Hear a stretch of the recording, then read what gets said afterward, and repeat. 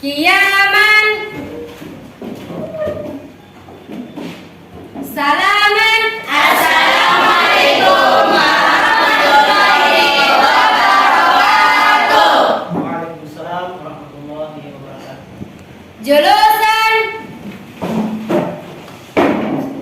Doaan. Bismillahirrahmanirrahim. Allahumma ftahli quluhal arifin. Amin.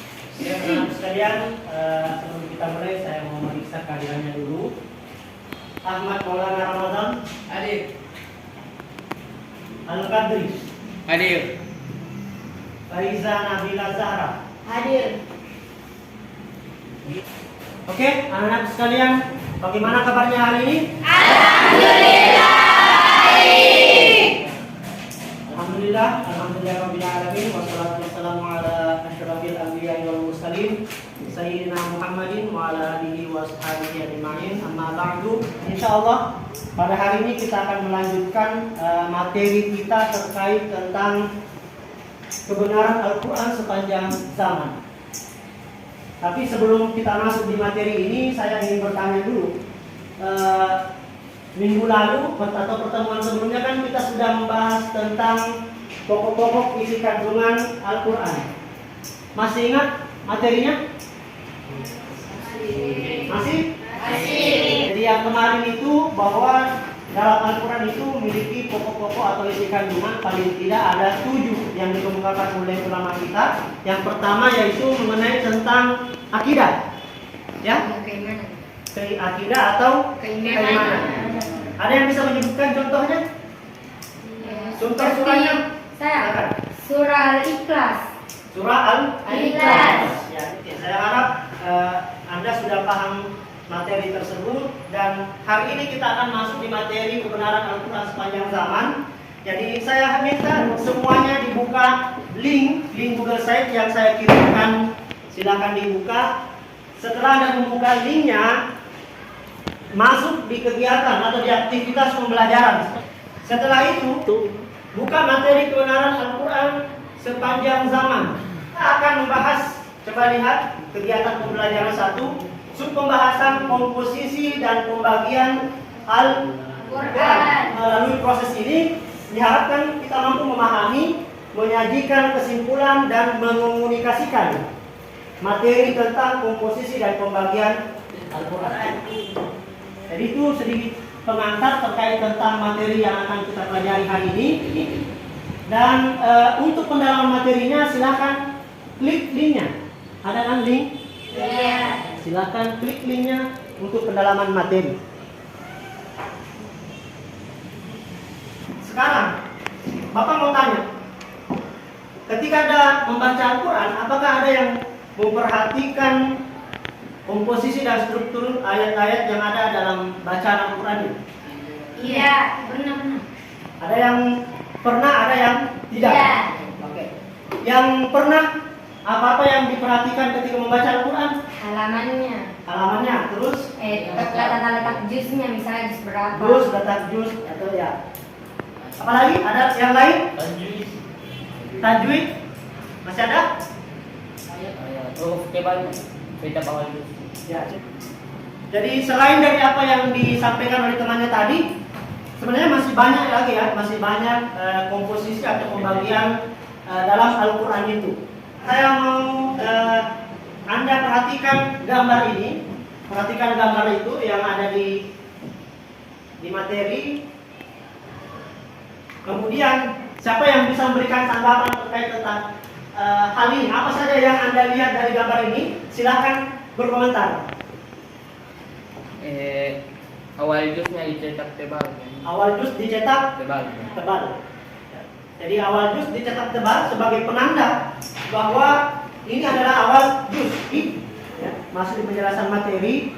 Kemudian di situ ada beberapa link, baik dari artikel maupun dari video YouTube. Silakan saya berikan waktu sekitar 10 menit. Silakan dibaca linknya atau dinonton videonya di YouTube, terserah. Nanti kemudian kita akan menganalisis terkait tentang apa yang Anda baca, apa yang Anda tonton dalam video tersebut.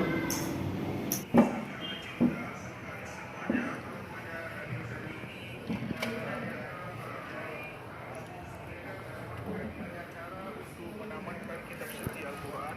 Yang paling populer adalah menamatkan Al-Quran selama 30 hari, seperti ketika membaca pada bulan suci Ramadan. Namun yang mereka memberi istilah dengan menamatkan Al-Quran dalam syauti, maka artinya Oke, sudah ada kelompoknya masing-masing? Sudah. Dan saya sudah berikan lembaran LKPD ya, lembar kerja peserta didik. Dan inilah yang akan kita kerja selama diskusi ini berlangsung. Silakan diperhatikan. Jadi yang pertama, di lembaran pertama ada kan nama-nama anggota kelompok. Itu harus Anda isi sesuai dengan nama-nama kelompoknya. Kemudian di lembaran kedua, silakan dibaca betul-betul petunjuk belajarnya ya. Petunjuk belajarnya dibaca, dicermati, kemudian ikuti langkah-langkah apa yang penjelasan terkait tentang tugas yang diberikan.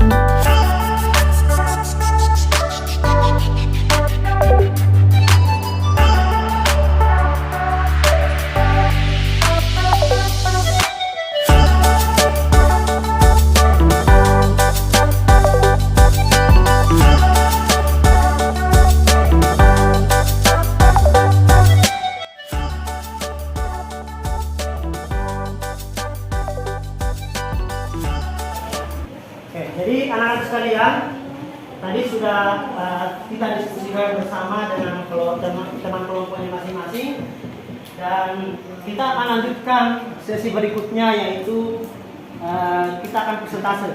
Ya, jadi masing-masing kelompok silakan mempresentasikan apa yang sudah dihasilkan dari diskusinya.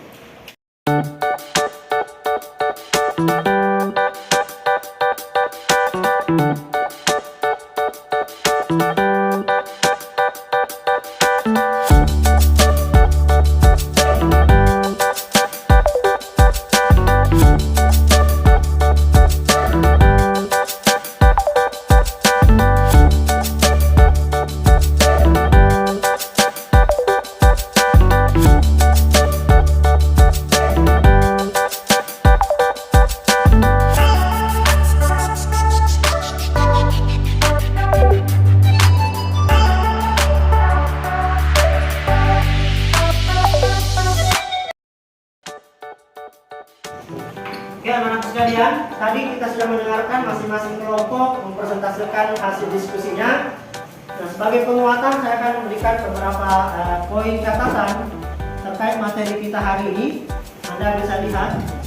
Jadi tentang manzil ini, jadi ini termasuk salah satu bagian dari Al-Quran yang mungkin selama ini kita tidak pernah menyadari bahwa ternyata ada pembagian Al-Quran yang disebut sebagai manzil. Tujuannya apa?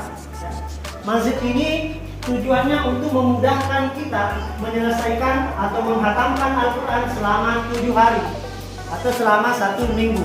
Kenapa? Karena manzil ini dia membagi Al-Quran menjadi 7 bagian.